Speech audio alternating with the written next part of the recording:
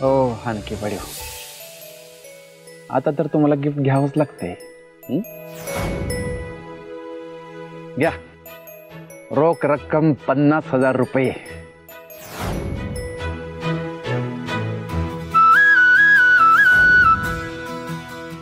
ही पूर्ण रक्कम तुमच्या हक्काची आहे बरं का. हा घ्या. ही बघ तेज, आता तुम्ही अजिबात काय बोलायला जाऊ नका. अहो तुम्ही सांगितलं तसंच केलंय मी. स्वकष्टातनं कमवले ते पैसे. हा, आणि इथं ना माई येत ना त्यांचं नाव, आणि दहशतीचा जर प्रश्नच येत नाही. हा, हे बघा, मी हे जे काही केले ना स्वतःच्या मर्जीने केले, त्यामुळं तुम्हाला हे गिफ्ट घ्यावंच लागतंय. आता घेणार ना आता तरी गिफ्ट? एक मिनिट, म्हणजे हे सगळं तुम्ही हिच्या गिफ्ट साठी केलंय?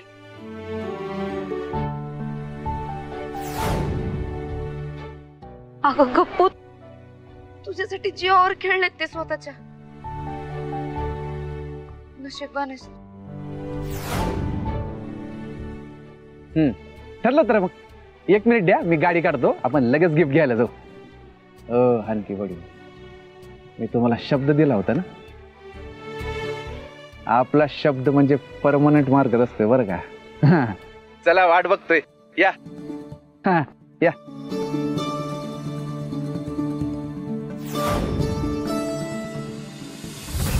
माई साहेब, माई साहेब. काय काय झालंय? काय आबाळ कोसळलंय काय?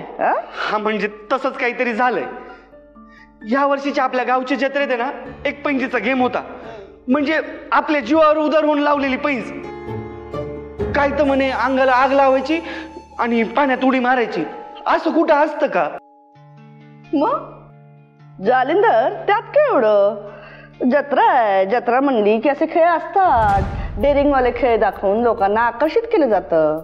त्याची काय एवढी भीती ठेवायची? भीती नाही माई, पण हा खेळ खेळायला कोणीच तयार होत नव्हतं.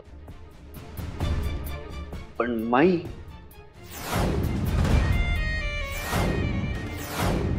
पण काय? हा जीवावर उदार होणारा खेळ आहे ना, तो आपल्या तेज प्रतापांनी खेळलाय.